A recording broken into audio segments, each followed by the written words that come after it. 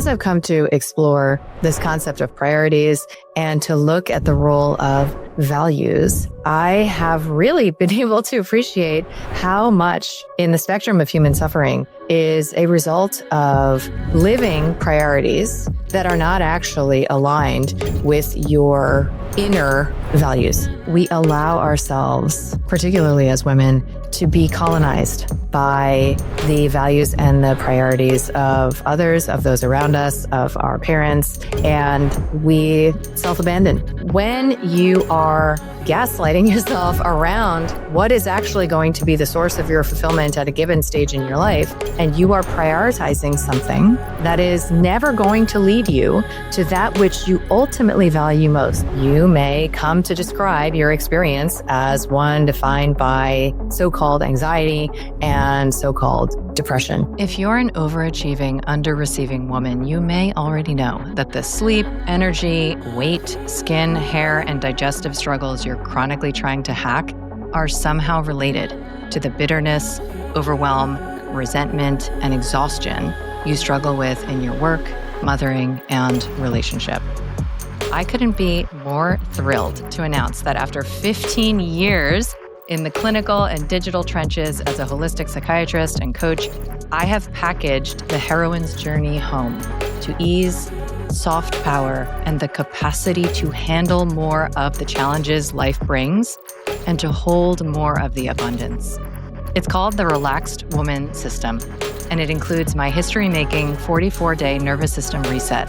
It's the only one available with published proof of its efficacy, as well as the path to truly embodying your femininity so that you can experience the specific pleasure of who you are, as well as access to the insider resources for living the relaxed woman lifestyle that I'm known for curating. It's a 6-month tailored journey, all for less than $2,000, and is designed to be the very last self-improvement program you ever invest in. Head over to kellybroganmd.com/RWS. Hi, and welcome back to Reclamation Radio. I am Dr. Kelly Brogan, and today I would love to talk about the power of priorities.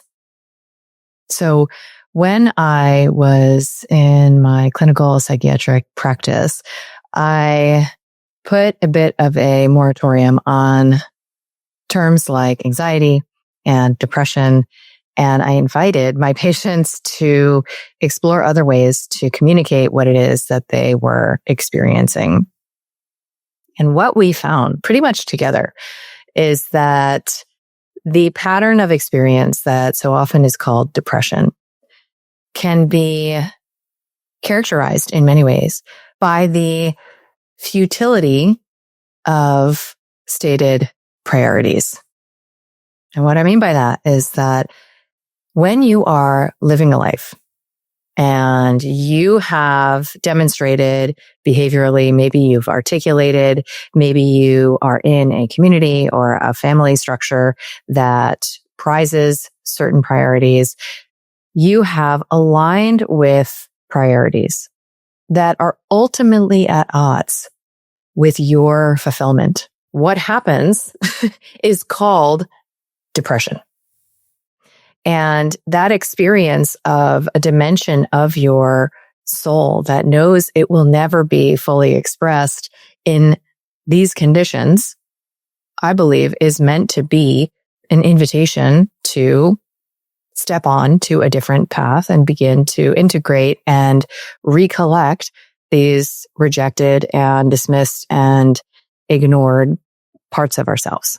So as I've come to explore this concept of priorities and to look at the role of values, I have really been able to appreciate how much in the spectrum of human suffering is a result of living priorities that are not actually aligned with your inner values, right? So if you are prioritizing, as so many of us do as women, achievement and your career, and you are prioritizing your external validation, your success, your ability to earn a certain amount of revenue. And that's your number one priority. But your values are actually more aligned with connection and your human relationships and perhaps your experience of intimacy with your own children or your husband or the women in your community. There will be a way that you express to yourself. So a symptom is just you telling you about you, that this is not actually working, right? And that moment becomes a choice point where we dig in and try harder to extract fulfillment out of our current priority structure, or we allow the identity that has formed around this false premise of prioritizing this will make me happy. We allow that to die. We allow that to extinguish, and we begin to align more with our inherent values. This is much easier said than done, and often requires that we be able to hold that part of ourselves that has been seeking the impossible fulfillment from the place it never was available.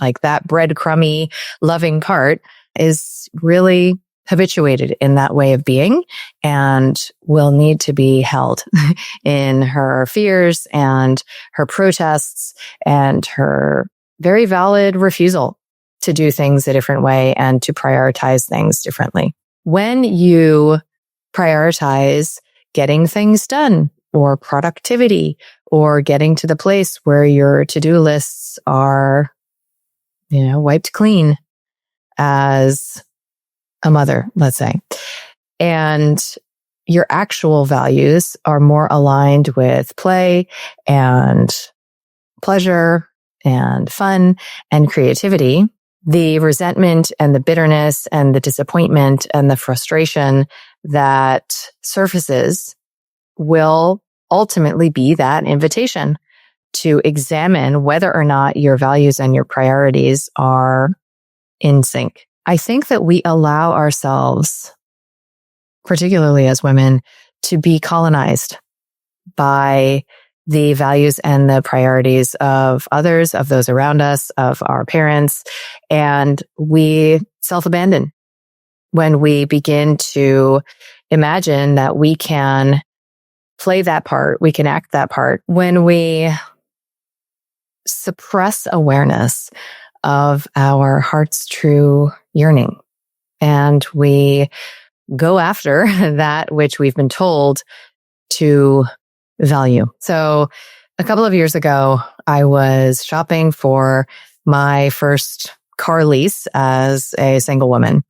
And I remember I was talking to my mom about it just kind of casually. And we're talking about different car brands because I got like a very quick education in different car brands and terminology and trims and whatever. And she told me the brand of car that she thinks is the most safe. And then she paused and she said, well, I'm not sure that's the most important thing to you.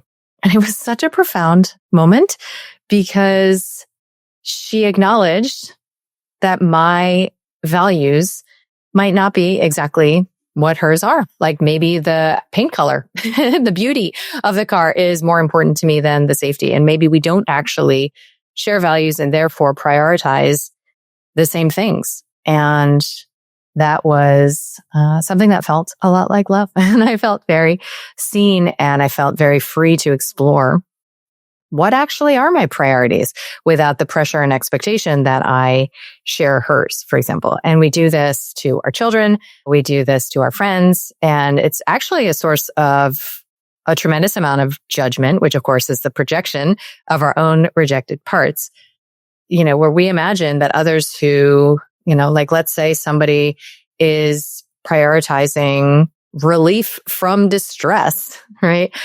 Over being a productive and useful part of society, which is itself relief from distress and a strategy to cope with the inherent disconnection of intrinsic worthlessness.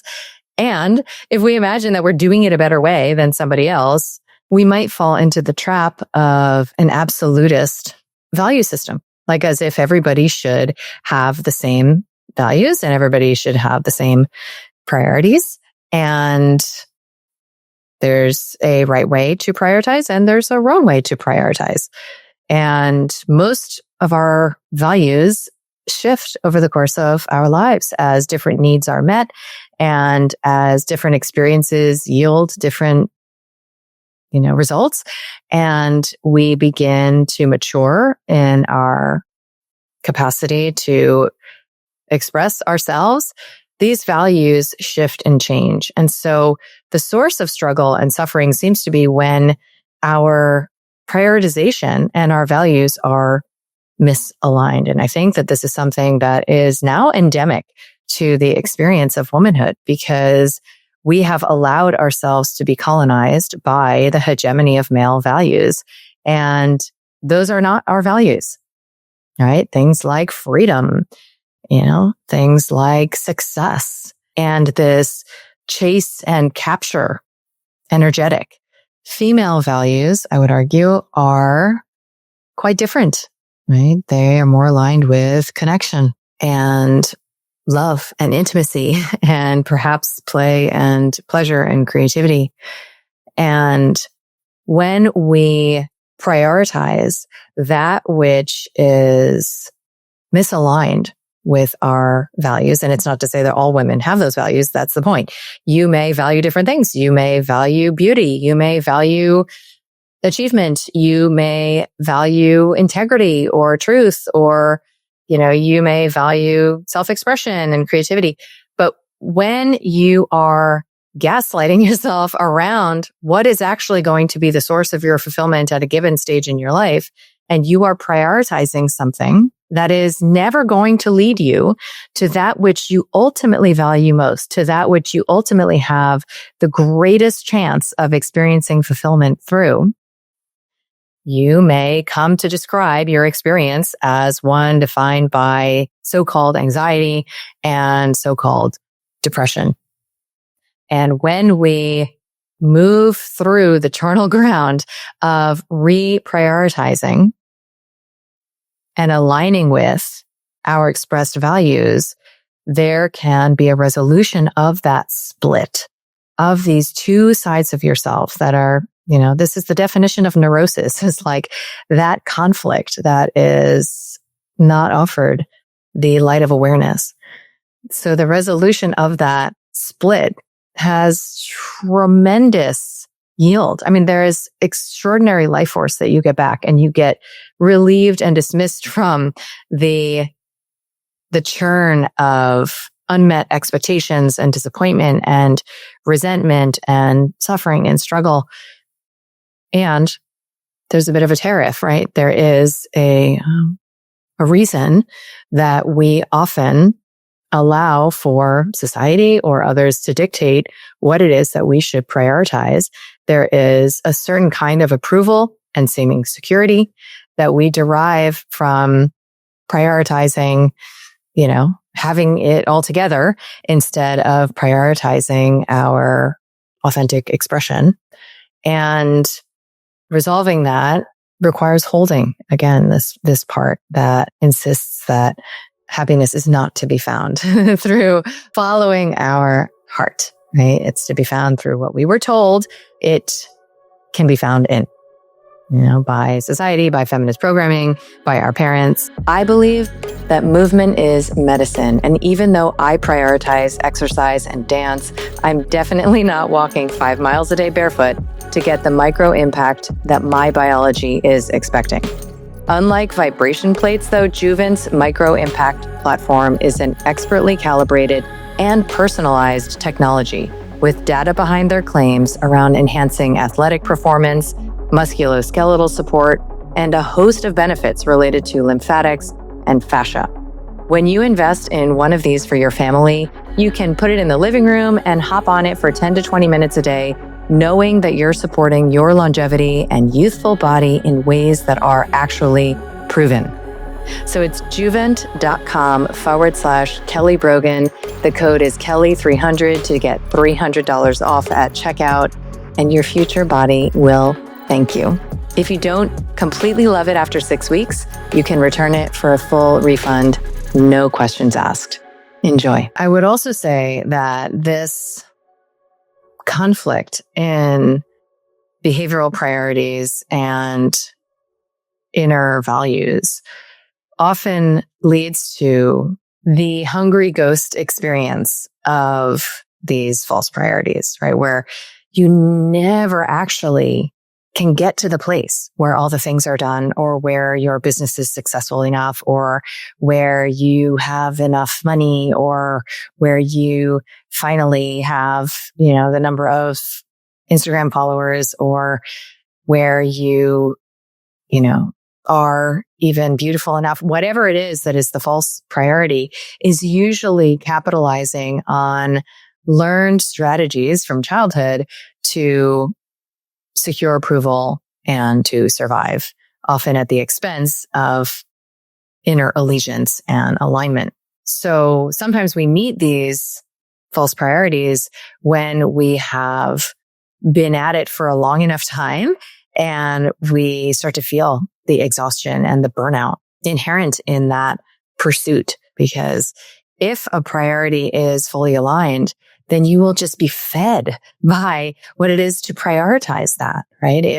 If you choose to get married and that's your behavioral expression, and your inner alignment is also saying, this connection with this man is my priority, then you won't allow, without self-examination, your career, or even your connection to your children, or your connection to your girlfriends, or your connection to your family of origin, to take precedence over that. You won't allow for the disorganization of that hierarchy of values.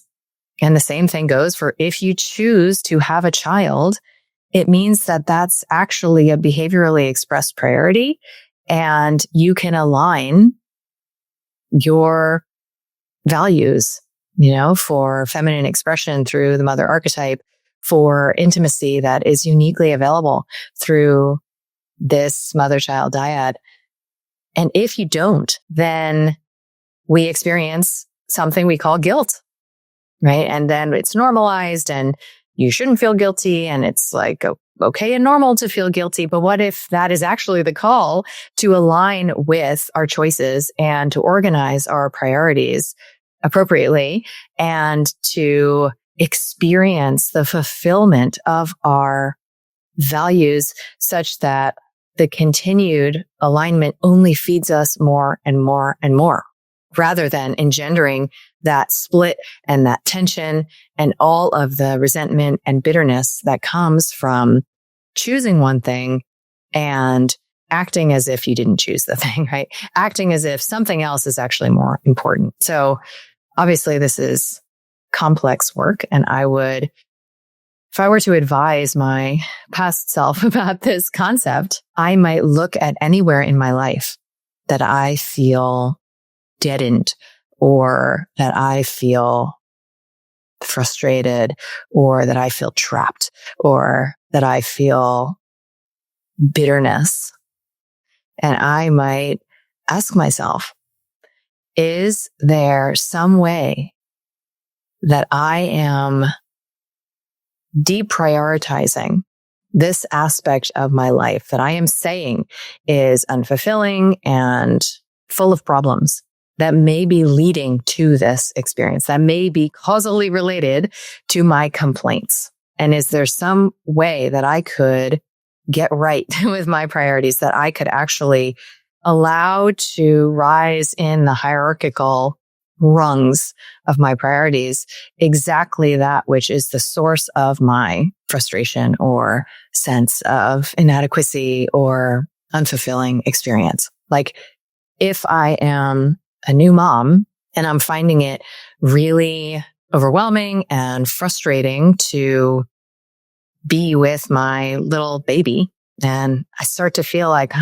really could use some adult connection, and it'd really be nice to get back to work and focus some more time on my career. What if I can turn towards that upset and I can see what it would be like to actually prioritize that, right? So in this case, to prioritize my role as mother and to see what happens if I put second, third, fourth, and fifth to that, everything else. Might it be that I discover the value that I have, which is succinctly described as love, attachment, intimacy, and the fulfillment of human relationships, is just wanting to offer me fulfillment if prioritized, if given the attention and presence that I have to offer. So that's sort of how I like to think about things these days when I have an experience of some sort of unresolvable dilemma of like the modern woman.